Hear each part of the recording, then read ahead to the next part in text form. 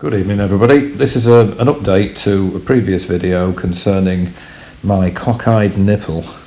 No, not a medical problem, it's the pull cable on my Royal Enfield, which the nipple of it has always sat, as in the picture here, which is cockled over to one side.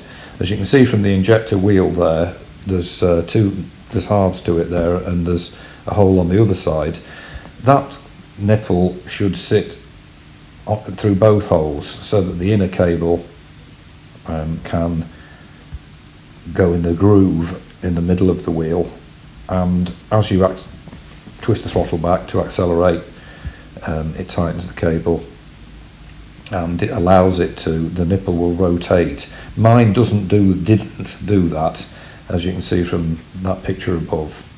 The result of it you'll see in a couple of photos that are coming up now. The torque of twisting that wheel clockwise and anti-clockwise, thousands of times in a journey, even a short journey, produced a kink in the cable and a flattened bit, which is very shiny as well, as if it was sort of, I don't know, rubbing somehow. No matter what I did, I couldn't get that nipple to stay straight because it's just not long enough to engage properly in the socket. And as you can see there is the bend in the cable with a flattened bit on it.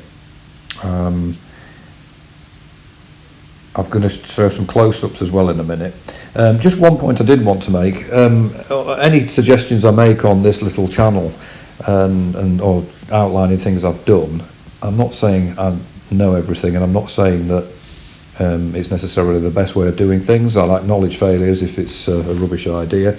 I had to delete a comment this evening off a previous video, a very nasty comment from somebody. I don't mind, disagreement's fantastic, and everybody can chip in their experience and their views and suggestions and so on. But I think abuse, unfortunately, is not really something I want on here. So if anybody is tempted to put sort of nasty comments, they will be deleted. They're not uplifting for me or indeed for anybody else. So here we are.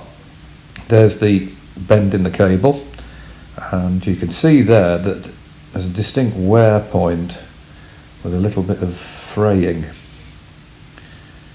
Now, obviously a snapped cable is going to ruin a trip. You might end up stuck at the side of the road in 10 o'clock at night, or heaven forbid stuck on a smart motorway on a motorcycle with your throttle cable snapped. What a thought. So this is all about prevention for me, and the throttle cable is, on my bike, was definitely a source of concern. This next picture again shows the wear. This is a bike that's only done 7,000 miles, and it is a 2019, so it's not a massive amount of wear. I contacted Venhill, who make clutch cables and other cables, and said could they make me a bespoke cable with a longer nipple at the end of it, so that it would engage on both sides of the injector wheel, and they did indeed produce 3 for me. Len Hartley's got one on his bike, and I've got one here and a spare, and the nipple is actually longer by about 3 mil. Now, as you can see, it's protruding this side. It doesn't catch on anything. On the left hand side of that nipple, you'll see the return spring, and there's like a big plastic washer thing. I would stress the nipple does not touch the plastic. It can't interfere with the opening or remaining open of the throttle. There's a good clearance on the other side of it, and Len has also done this modification to his bike, and also removed his push cable. I'm going to end this video with a video clip that Len sent me this evening, having received the cable from me this morning. He's fitted it and is happy with it. You'll see from this shot, you can see there on the left hand side of that nipple that it's engaged properly, and the inner cable is smack bang where it should be. The Venhill cables have brass nipples on them rather than that funny lead alloy, and I think they are much more durable. They're certainly more expensive, but I think that's less expensive than having to get a recovery truck to take you off the hard shoulder of a motorway. I think it's money well spent. This shot, the final photo here, shows the throttle fully open. As you can see here, look, it's fully open. The cable is virtually straight, look, and it articulates really, really well. Sorry, it's a penultimate photo. There's one more after this showing the throttle end. Now this will not apply to your bike because my bike, Len's bike, has got FJ1200 throttle assembly and switchgear as subject of another video I did previously. So this is a different sort of setup at the throttle end of the bike. But it gives you an idea of what a Venhill cable looks like. It's a quality bit of kit. It's a galvanised tube at the top, decent sized shoulder on it there as it engages in the switch, has a brass adjuster lock nut on it. It's a very smooth cable actually, and there you go, it's cured my problem. Happiness is not having a cockeyed nipple anywhere in your life. So here comes Len's video. I hope you enjoy it. He sent it me today. Thank you, Len, for sending me this. And take care if you're out on your bikes, and may your cables last forever. Bye for now.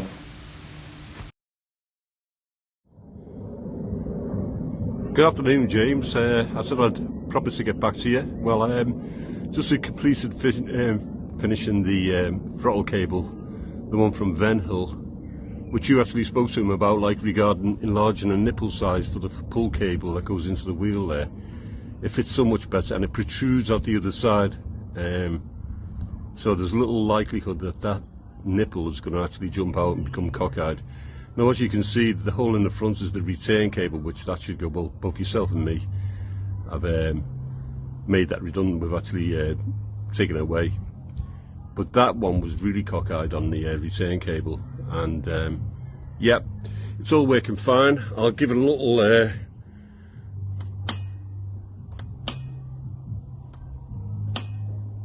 so as you can see, it's working with no problems, like, you know what I mean. It's going right up to throttle and then going back down to idle. So yeah, I'm really pleased with it. It's much more better quality, like, you know, the Venhill, and of course with the Venhill clutch I've got, I feel a lot more confident when I'm doing longer journeys, hopefully preventing any potential problems that it could occur when I'm on tour, you know. In regards to the switchgear, well, I know we've talked a lot about it, and you've put a lot on your channel, but I'm really pleased with the FJ1200 switchgear that you came up with, and I've seen the, you know, the insides of the stock ones, the pictures that you showed me, and quite rusty and what have you, but they're so much more responsive.